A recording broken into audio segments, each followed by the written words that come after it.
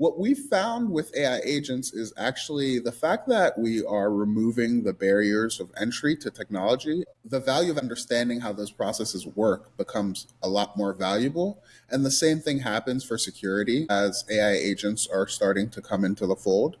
Having knowledge of how systems, databases, access control, authorization, all these things actually work allow you to enable AI agents to work for you in those use cases as well. Welcome to AI Catch Up, the podcast catching up with the tech products that matter in the AI era. Hi, and welcome to the AI Catch Up podcast. I'm your host, Elina, and today we are together with Thierry Damiba, who is a developer advocate at Qdrant. Previously, he has been working on mission-critical applications and is very excited about the security and AI agents. He is also pioneering how organizations are using vector databases and how they can define security in the AI era. Terry, welcome to the show. Well, thank you. Thanks for having me. Appreciate being here. Well, vector databases seem to be really having their moment. With different providers and different solutions available, we can see a lot of traction of the technology that is there. As someone working at the forefront of vector databases, why do you think that the case has opened currently? Are we actually heading towards the reality that would be fully embedded and we will be navigating vectors? What do you think? Yeah, I think that that's the reality we're headed towards with the new power that we're seeing in large language models. We're going to see the rise of vector databases because vector databases are the ideal data management tool for any kind of AI application. And you have been previously working on sensitive applications. And what I mean by that are the applications within the Department of Homeland Security. Could you describe what you have been doing there and how do you approach the hallucinations, the aspect of potential data leakage, and in general, how can we put guardrails on applications that we are building with AI? Yeah, so this is a topic that I think is pretty important, especially today when you see all these stories where LLM, for example, being used in law, citing fake law cases, or LLM in customer service, giving people refunds when they shouldn't get a refund. So when I was working for the government, what I was doing was creating systems to digitize the process of form intake.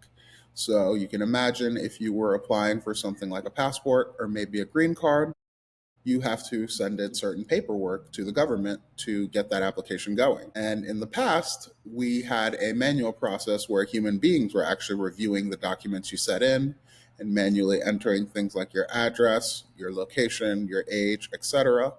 But we were able to come in and digitize that process along with giving applications a score to help better adjudicate cases and not worry about the data entry side. And obviously there you're dealing with very sensitive data because people are sending in documents to support their case for citizenship, for a green card, or for a visa, something like that. So when you're working with a population the size of the US population, obviously that's a ton of data. And you also need to make sure that there's no issues with duplication. I don't know if you've been following our president's tweets talking about deduplication, but that was a huge problem we had to deal with, making sure that everyone has unique identifiers and that we can keep track of people's records across different tables. And I'm now seeing that experience come into play with the work that I'm doing now because at Qdrant, a lot of our clients also have these security requirements, and I'm able to leverage the work that I did at the government in my work at Qdrant. And I would say that the big thing with my approach to AI systems, especially when we're talking about role-based access control or safety security, is just erring on the safe side, making sure that you're taking all the precautions in terms of evaluations and also your prompt engineering to stay on the safe side. Makes sense. And if we would take an example of certain applications that is also having retrieval augmented graph attached to it and the vector database, how exactly you would approach this from the security perspective? Where would you start with and how will you look into the sensitivity of the information? I always like to start at the end and work my way back forward. So I start and think, okay, what is the actual use case here, right? And usually what happens is you'll have a use case where you have a team of individuals that all want to use the same tools, but within that team, you're going to have different levels of access or maybe a different hierarchy. So, for example, the supervisor of the team and the people that report to the supervisor. And if you want to build a RAG system that all of them can use simultaneously, you're going to need to set up some kind of role-based access control. And typically, the way that we do this is at the API level. So we can give you some JWT tokens, which are JavaScript tokens. And basically, what happens there is each account is going to be tied to certain credentials. And if you are logged into an account that has access, then you can see the data. If you're logged into an account that doesn't have access, you can't see the data. So the first way we do it is basically at the API level. And then the second way we do it is actually at the data level. So what you can do is you can make sure that each piece of data also has a column or a tag that lets you know who has access to that data. So it might be tagged as top secret, but also you will give a top secret employee special API keys that only allow them to access top secret documents. So you always want to make sure that your security system is checking both ways. And how do you feel about jailbreak attempts? They have been in the beginning rather basic, then they have gotten even more creative.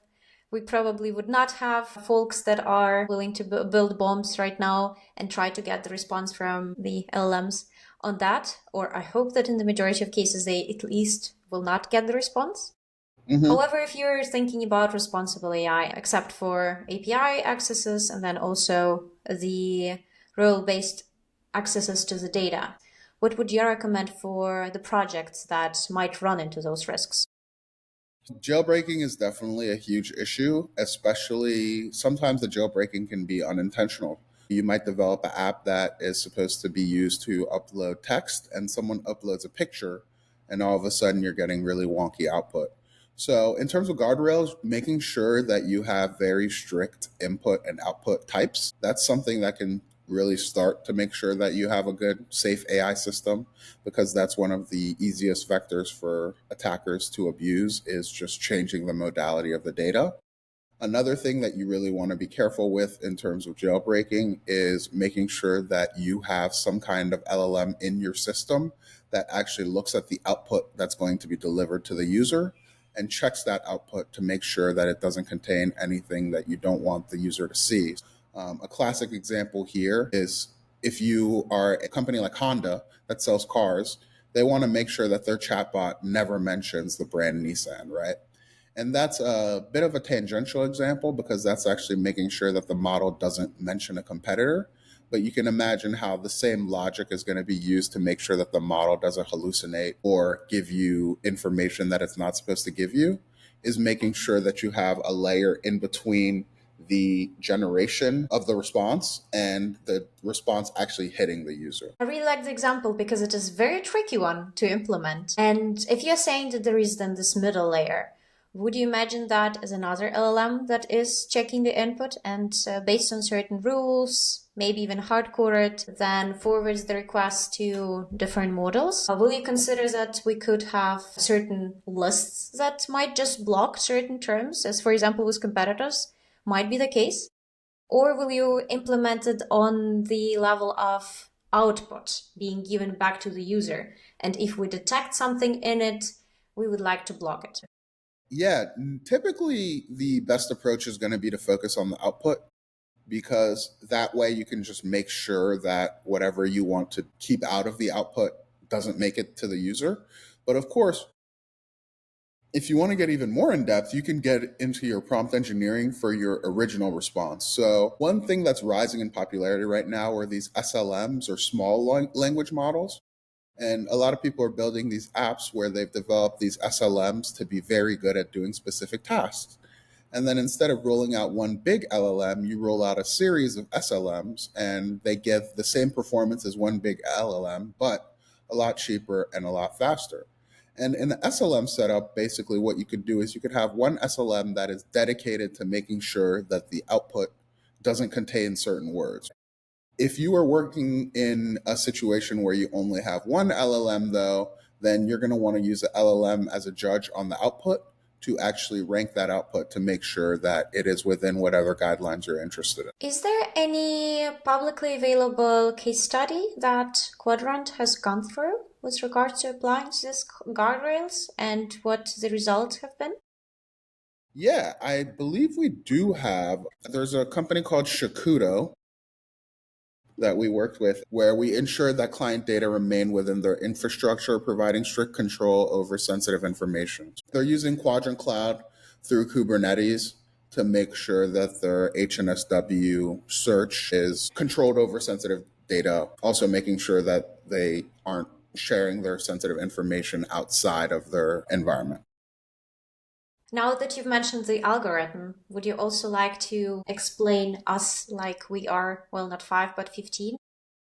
The HNSW algorithm is one of my favorites, and I also love to describe it. So, the way that I like to describe it is imagine you are going into a library and you want to find a book. Well, one way that you could do, or to be even more specific, let's say you're looking for books that contain a certain word. So, you go into the library and you want to know every single book in there that contains the word tulip.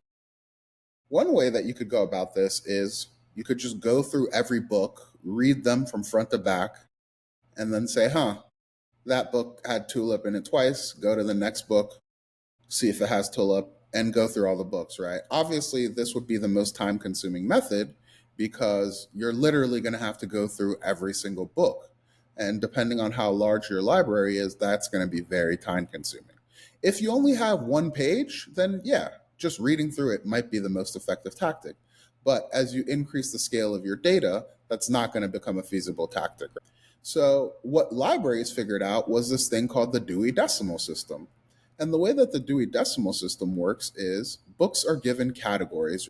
There's hundreds of categories, basically. So, it could be a 100 book, a 200 book, a 300 book. And those categories might be things like science, math, history, autobiography. Then within those hundreds categories, it gets even more specific. 110 versus 120 are going to be different categories of science books. And then in the individual numbers, it gets even more specific and more specific to the point where I know that if I go to section 121.59, that's going to be all about tigers that are extinct. Qdrant employs a similar search strategy with HNSW where instead of just going directly for that extinct leopard search, what we do is first we're going to say, hey, is this book about animals? Okay, it is. Let's continue with our search. Oh, this book isn't about animals. Let's throw it out. Then from there, we can say, okay, what kind of animals is this book about? Is it about mammals? Okay, it is. All right, let's keep this book. The other books we throw out. And that's kind of how HNSW works. Another example or another way to think about it is if you're trying to find someone's house on a map, you're not just going to look at every single house on the map. First, you're going to go to the country, then you're going to go to the city, then you're going to go to the street, then you're going to find the house. And in this way, you can achieve sublinear query time even as you grow your data set. Explanation to HNSW. I would be also curious on your take towards the topic that has been popping up already on the previous episodes of the AI Catcher podcast, as well as in many conversations that I'm having with AI builders in the space. And that topic is namely AI agent systems. To be honest, I would expect that you would be slightly against it, because for you, the more autonomy a certain system is getting, the more work is it for you to make sure that the guardrails are there. Yeah. So would you prefer Stripe not to release the AI agent functionality and let agents start buying and selling things? Or would you still be very much on the advocacy side? I'm definitely on the advocacy side. So it's a double-edged sword, if you will, because one of the benefits of AI agents is now we can build systems that automatically monitor themselves using AI agents. But as you alluded to, one of the dangers with AI agents is now the bad guys can build systems that automatically can defeat your guardrail systems, right? So you're playing this game of cat and mouse where we know that the mouse is always one step ahead of the cat. So you got to be very careful with what you're doing with the AI agents. But what we found with AI agents is actually the fact that we are removing the barriers of entry to technology and we're making it easier for people to get into technology. has actually made the value of people who understand low level technology rise, because now that everyone can hop on ChatGPT and build a website pretty easily, right? Even if you're not a technical person, well, the value of actually understanding how those processes work becomes a lot more valuable. And the same thing happens for security as AI agents are starting to come into the fold. Having knowledge of how systems, databases, access control, authorization, all these things actually work allow you to enable AI agents to work for you in those use cases as well, right? So what we're seeing with AI agents, for example, is now people want AI agent or agentic RAG role-based access control. So before it was, hey, you just had a role and that was it. Now people want to use AI agents with their roles to create systems that multiple people can query regardless of their role. So what I think actually is going to happen is we're going to see AI safety improve as these systems become more automated, because computers are always going to be better at analyzing data than humans. Very, very interesting take. In the very end, it is similarly to how in nature we have been constantly fighting with viruses and they have been always evolving. And then we have been creating new and new different types of medications. It is definitely something to take into account.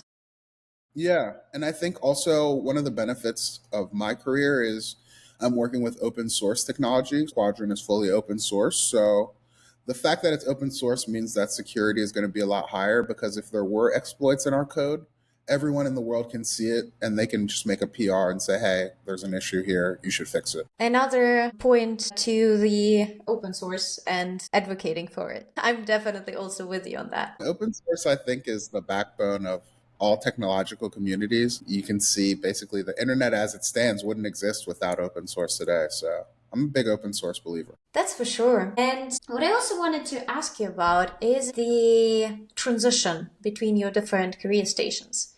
Because I remember that we have been talking about certain automations and replacement of jobs.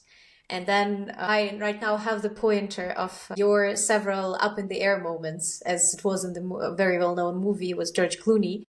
Yeah. It was him dealing with and arranging replacements or layoffs for employees. At the same time, what is particularly interesting about you is that you have been working not only in this space, but you have also been automating your own tasks and your own role in your previous career positions. Thus, I would be very curious on your opinion towards how to build the mindset around this, how to feel maybe calmer, and how to look into it not only from the personal perspective, but also maybe from the perspective of the society as a whole. And someone is having the degree in sociology, right? So shall we take both of these approaches and think about it?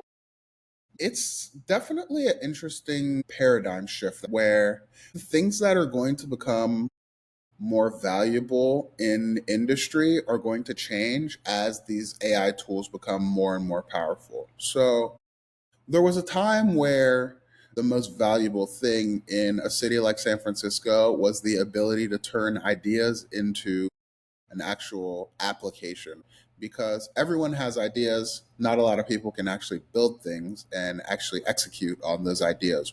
So the big differentiator in the past was, if I tell you about this application, can you actually turn that application into reality? I think what we're starting to see now is this world where anyone can build the application. So that no longer is a differentiator. What the differentiator is things like, how well do you communicate? How well do you understand how the application was built? That's really going to transform the industry, because what we're seeing is a lot of people who felt like, hey, I'm really good at taking these words and turning it into an application, are now unable to find a job because they're realizing, wait a second, this skill that I spent so much time perfecting, it's not really that valuable, because someone can just go to V0, they can go to Cursor, they can go to Bolt, they can go to ChatGPT, type in a prompt and do what I used to get paid to do.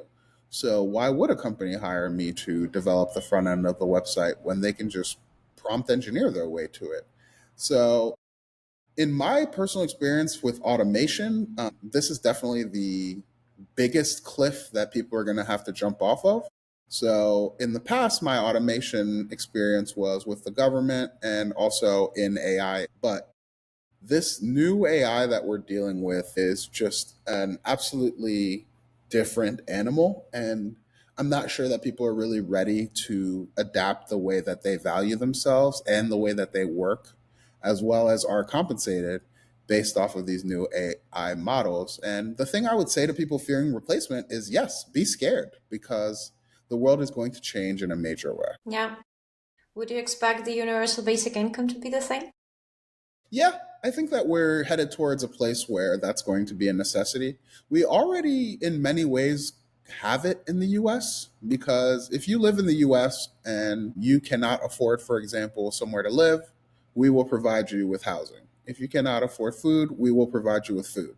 So in the US, we've already created a society where there is that social safety net. But I think that the safety net is going to get even stronger because, yes, I do believe that a lot of jobs in the future are going to be automated away unless we see legislation stopping it.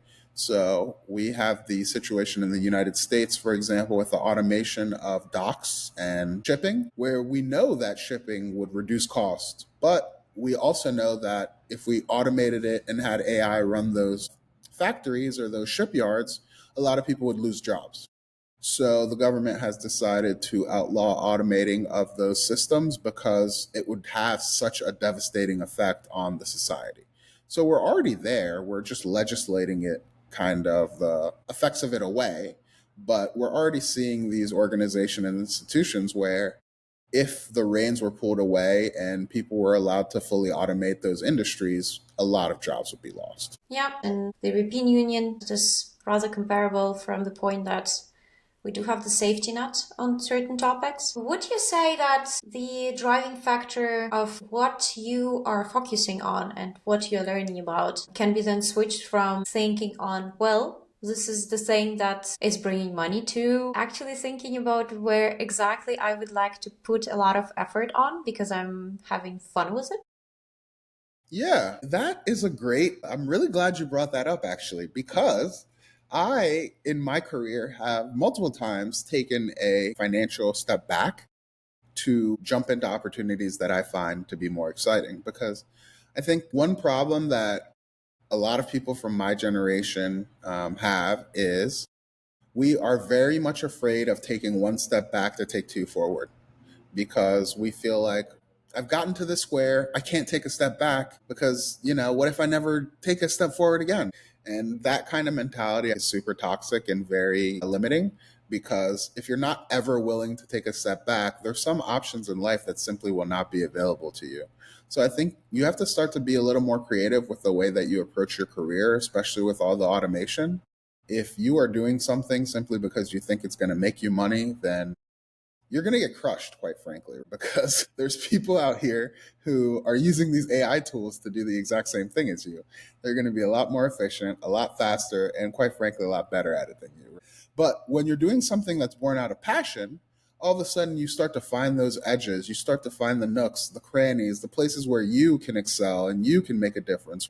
So in my career, and this is the advice I would give anyone in their career, is do what you actually think is interesting because waking up in the morning and looking forward to your job is a feeling that a lot of people unfortunately will never have, but it is amazing for your mental health. On Sundays when I'm laying in bed, I'm actually looking forward to that clock hitting AM. Why? Because I know I have exciting stuff to work on that day and I have fun events. So, for example, last night I had an event at AWS. I was looking forward to that. It's not something I was dreading over the weekend.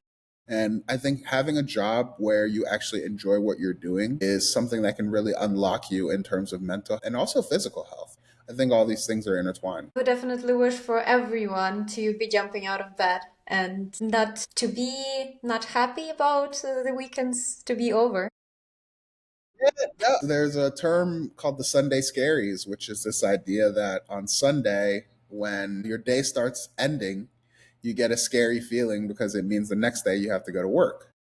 And it's like the end of your vacation. But I think I'm lucky because life has just become a vacation in this world where I get to wake up, I talk about I host AI events, I build AI demos, I'm talking to people about data science and AI, I'm talking to people about how to secure their systems. I mean, yeah, it's fun stuff that I'd be doing anyways. I love hearing that, Terry. And for those who are excited about hearing our episode and then jumping into their building effort. And something that I have seen from Qdrant recently was the release of the functionality on GPU indexing. Yeah. So it does sound like something very, very interesting to me, and at the same time, something that can be exciting to build around with. Do you think that there is a big change into the game of how we are building AI applications? For sure. The GPU release is one we're really excited about. If you look at our website and just Google Qdrant GPU indexing, you'll actually see us running Qdrant on a Steam Deck. And we did this as a proof of concept just to show people that, yeah, you can run Qdrant on GPU. So this is exciting for us because we are GPU agnostic. So NVIDIA, AMD, Intel, whatever you're using, we can help you out. And you're going to get 10 times faster performance using that GPU. So if you're familiar at all with machine learning, which is all AI is at the end of the day, there's certain tasks that can run a lot faster on the GPU simply because of the architecture of GPUs versus CPUs. GPUs were originally designed to create images for video games, but they also turn out to be really good for AI tasks. Qdrant is introducing that, and we're all about speed. We're all about scalability. So we're excited about this new feature that's going to allow people to build even faster. And this one excites us as well because we created this as we were testing GPU solutions. We basically found that third-party libraries, they always had some vendor lock-in, and we wanted a vendor agnostic solution that it didn't matter what GPU you're using, you can just hop on here and use our system. So we're really excited about that because there's only going to be more and more data. We're starting to see these video models come out. The videos that they're creating are longer and longer. And as there's more and more data, more and more powerful models, we're going to need more and more powerful indexing methods to create these AI systems. From my understanding, the functionality would also allow you to have disaster recovery.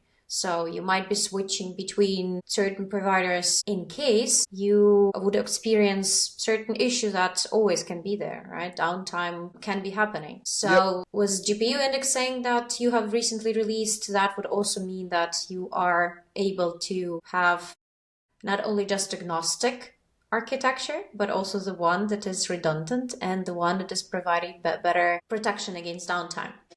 Yep, that's going to be one of the additional features you get. You're also able to use multiple GPUs. So that's where one of the benefits comes in with the large scale, that hardware flexibility. So you can use any GPU from consumer all the way to the top of the line H100s. We've got that full feature support. So any kind of quantization you want to do or anything you can do with normal Qdrant, you can also do a GPU Qdrant. And then those large scale benefits, you can index the documents a lot faster. You're going to get higher requests per second. And as you mentioned, you're also going to be able to look at your Docker image to make sure that all of your data is there. And if you do have an issue or you have a disaster, recovery is going to be possible. So for the audience that would be now running into reviewing how to make it work with so many different GPUs and experiencing issues, shall they contact you? Shall they contact you on a certain platform that you prefer? Will they be able to bombard you with questions in person? Because you are rather active when it comes to the events in the Bay Area. How should the listeners of the AI Catch-Up reach out to you? So people can reach me on Twitter at PT Damiba. That's P like Paul, T like Tom, and then my last name Damiba. I'm also on LinkedIn, and you can also send me an email, td@qdrant.com, but I'm most responsive on X.